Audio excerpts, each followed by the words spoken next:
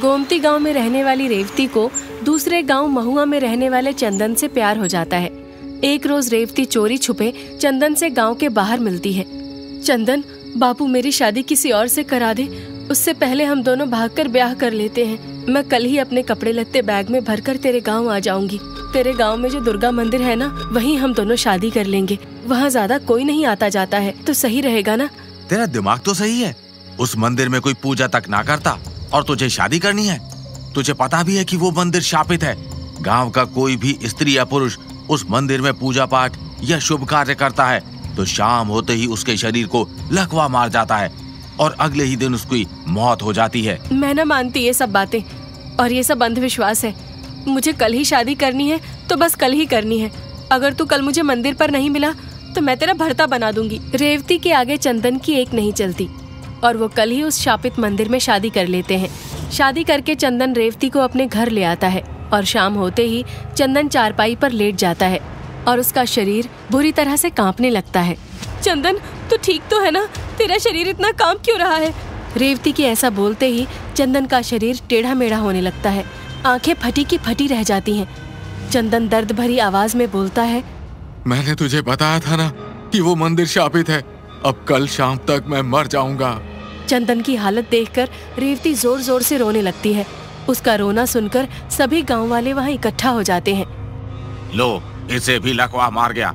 अरे पता होने के बाद भी शापित मंदिर में शादी करेगा तो इसका ये हाल तो होना ही था। कुछ दिनों पहले मेरे बेटे ने भी मेरे मना करने के बावजूद उस मंदिर में जाकर पूजा की थी और आज वो हमारे बीच नहीं रहा। मगर वो मंदिर शापित कैसे हुआ? रेवती के ऐसे सवाल करते ही गांव वालों के मुंह में ताला लग गया और वो सभी रेवती को कुछ बताए बिना वहां से जाने लगे। कोई कुछ बोलता क्यों नहीं है? उस शापित मंदिर की वजह से लोगों का ये हाल हो जाता है और वो मारे जाते हैं, फिर भी कोई कुछ नहीं कर रहा है। मगर मैं ये पता लगा कर रहूंगी कि आखिर मंदिर शापित क्यों हुआ और अपने पति को कल शाम से पहले ठीक करके रहूंगी, चाहे जो हो जाए।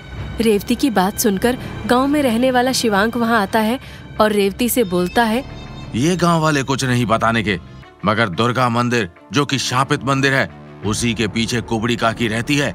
उसे उस मंदिर में हुई सभी घटनाओं के बारे में पता है, पर कई सालों से वो किसी से बात तक नहीं करती। मैं जाऊंगी कुबड़ी काकी के पास। ऐसा बोलकर रेवती कुबड़ी काकी के घर जाकर उनका दरवाजा खटखटाती है। कुबड़ी काकी दरवाजा खोलती है और अपनी बड़ी बड़ी आंखों से रेवती को देखने लगती है। काकी, मेरी आज ही सुबह दुर्गा मंदिर में शादी हुई है और शाम होते ही मेरे पति को लकवा मार गया। अब आप ही मेरा सुहाग बचा सकती हैं। सब मारे जाएंगे, सब मारे जाएंगे, वो किसी को नहीं छोड़ेगी। तेरा पति भी मारा जाएगा। काकी, ये क्या कह रही हो? कृपा करके आप कुछ तो बताओ। मैं अपने पति से बहुत प्यार करती हूँ, मैं उसे मरने नहीं दे सकती। कुबड़ी काकी रेवती को कुछ नहीं बताती। तभी रेवती गुस्से से बोलती है, काकी, अगर मेरे पति की जगह आपका बेटा होता तो क्या तब भी आप उसे बचाने के लिए कुछ नहीं करती?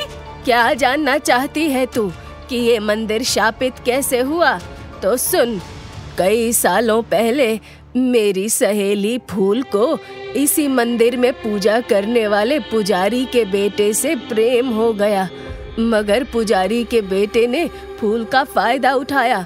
उसने उससे शादी का वादा किया और एक शाम जब मंदिर में कोई नहीं था, फूल को मिलने बुलाया और उसके साथ अकेले में बदतमीजी करने लगा। मगर तभी कुछ गांव वाले अचानक से मंदिर आ गए। गांव वाले या फूल कुछ बोल पाती उससे पहले ही पुजारी के बेटे ने गांव वालों को कहा कि फूल उसके साथ जबरदस्ती कर रही है और उसके साथ जबरन शादी करना चाहती है। पुजारी के बेटे के ऐसा बोलते ही गांव वाले गुस्से में आ गए और फूल को पकड़कर मारने लगे। कुछ ही देर में वहां पूरा गांव इकट्ठा हो गया और बेचारी फूल को चरित्रहीन कहने लगा। फूल ये सदमा सहन नहीं कर सकी। वो सबसे हाथ जोड़कर अपनी बेगुनाही साबित करती रही कि पुजारी के बेटे ने उसके साथ गलत किया है। असल में सजा उसे मिलनी चाहिए, पर किसी ने उसकी एक न सुनी। पुजारी के बेटे ने फूल को जलील करते हुए उसे इतना मारा कि उसके हाथ पैर टेढ़े हो गए, आंखें बाहर आ गई। फूल अपनी आखिरी सांस लेते हुए बोली, आज के बाद जो भी इस मंदिर में पूजा या शुभ कार्य करेगा उसका मेरे ही जैसा हाल होगा। वो तड़प तड़प कर अपना दम तोड़ देगा। मगर इस बात को नजरअंदाज करके पुजारी के बेटे ने अगले ही दिन मंदिर में पूजा की और शाम होते ही पुजारी के पूरे शरीर पर लकवा मार गया। वह अगली शाम उसकी मृत्यु हो गई। बस उसी दिन से सभी गांव वालों को यकीन हो गया कि फूल सही थी। रेवती कुबड़ी काकी की बात सुनकर गांव वालों के पास जाती है और बोलती है, कल शापित मंदिर में फूल की आत्मा को मुक्ति दिलाने के लिए हवन होने जा रहा है। अगर आप सभी लोग फूल से अपनी गलती की माफी मांगना चाहते हैं तो हवन में जरूर आना। रेवती की बात सुनकर गांव के सभी लोग शापित मंदिर में हो रहे हवन में शामिल हो जाते हैं।